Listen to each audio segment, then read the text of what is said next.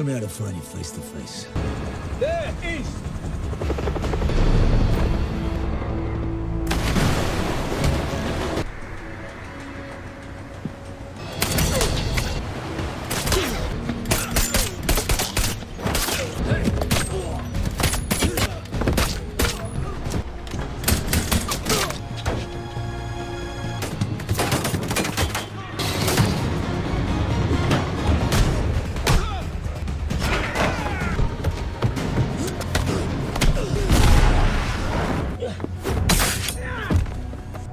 That's your weakness. Take him down below.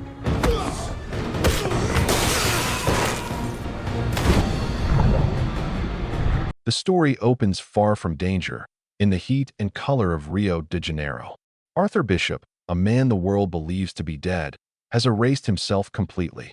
Living under the alias Santos, he survives in isolation, keeping his distance from people, routines, and anything that could trace back to the life he escaped.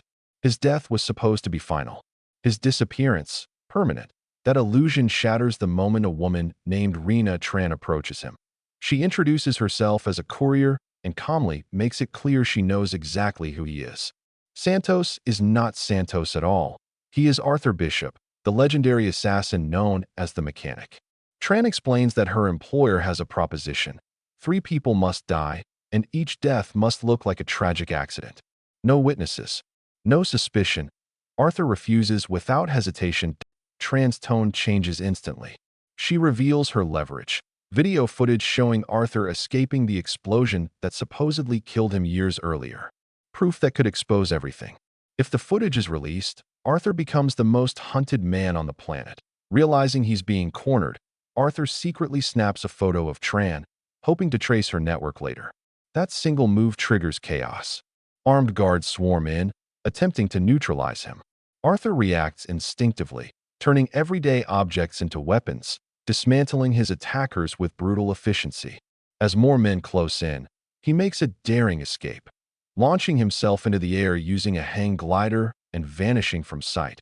But Arthur isn't done. He sneaks back later, eliminates Tran, and destroys her yacht in a massive explosion, wiping out any immediate evidence of his presence.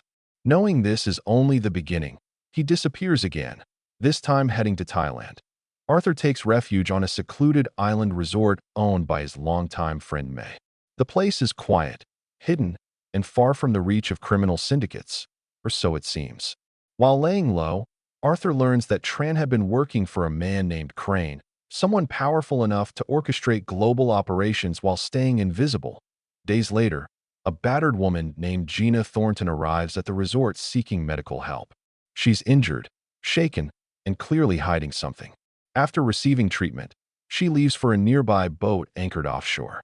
That night, May witnesses Gina being violently assaulted on the boat and alerts Arthur that first. Arthur refuses to get involved. He's convinced this is another trap designed to pull him back into the world he escaped. But for May's safety and her peace of mind, he reluctantly agrees to intervene. What starts as a rescue spirals out of control. A struggle breaks out, and the attacker is killed when his head slams into a metal structure. Unable to identify the man and unwilling to leave loose ends, Arthur sets the boat on fire and brings Gina back to the island. As time passes, Arthur begins to sense something deeper. Gina isn't just a victim, she's connected. Slowly, the truth emerges. Gina has ties to Crane. Arthur pieces together the larger plan. Crane expected Arthur to grow attached to her, knowing she'd eventually be used as leverage.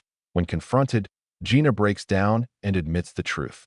Crane threatened the children at the Cambodian orphanage she runs. If she didn't cooperate, they would die.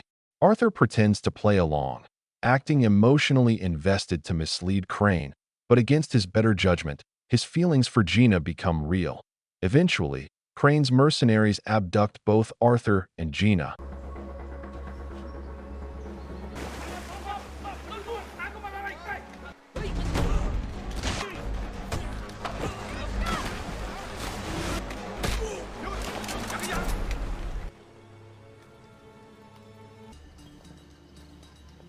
Crane finally reveals his full hand.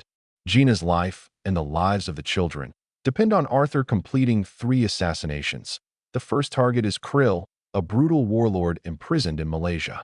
Arthur deliberately gets himself arrested by posing as a wanted fugitive, ensuring he's placed in the same facility. Inside the prison, he earns Krill's trust by saving him from an internal assassination attempt. Once close enough, Arthur kills Krill silently, staging the death as a bizarre accident tied to religious rituals. Chaos erupts as Arthur uses concealed explosives and a disguised weapon to break free. Before diving into open waters, he coats himself in anti-shark cream.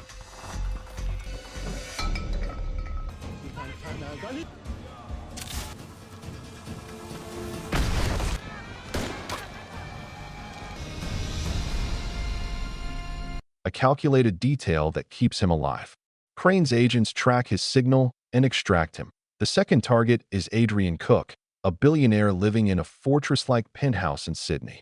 His home is reinforced with thick concrete walls, state-of-the-art alarms, and a massive glass-bottom swimming pool suspended above the living space. Arthur sees the flaw immediately. Disguised as a wealthy investor, he rents an apartment directly below Cook's penthouse. Using chemicals to weaken the glass, Arthur sabotages the pool. At the perfect moment, the glass shatters, and Cook falls to his death. An accident so humiliating Arthur later compares it to flushing waste away. Before assigning the final target, Crane allows Arthur to speak to Gina via video call. Gina subtly shifts the camera, revealing Crane's boat in the background. Arthur memorizes the ship's identification number before the guards notice and cut the feed. Arthur tracks the vessel and launches a rescue attempt, killing several guards, but Crane anticipated the move.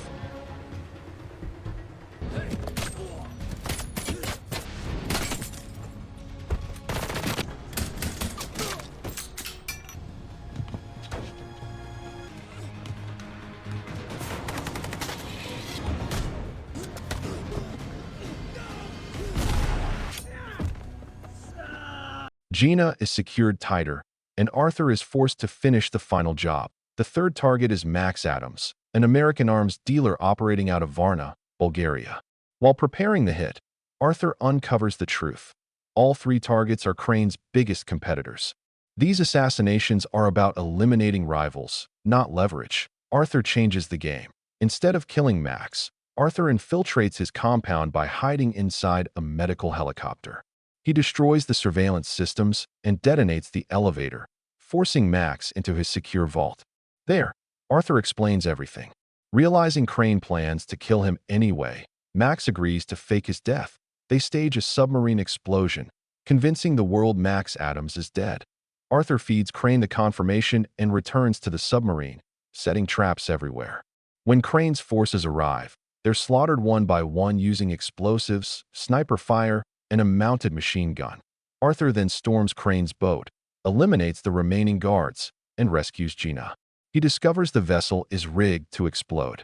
Arthur places Gina inside an emergency escape pod, launching her to safety. The final confrontation begins. Arthur fights Crane hand-to-hand, overpowering him and chaining him to the boat as the explosives activate. The blast consumes the vessel, seemingly killing them both. Gina returns to Cambodia, resuming her work at the orphanage, believing Arthur is gone forever. But Arthur survives, hiding inside a watertight compartment before the explosion. Weeks later, Gina looks up in disbelief as Arthur appears before her, alive. The mechanic has escaped death once again. You're a dead man, Bishop. Who said I was swimming?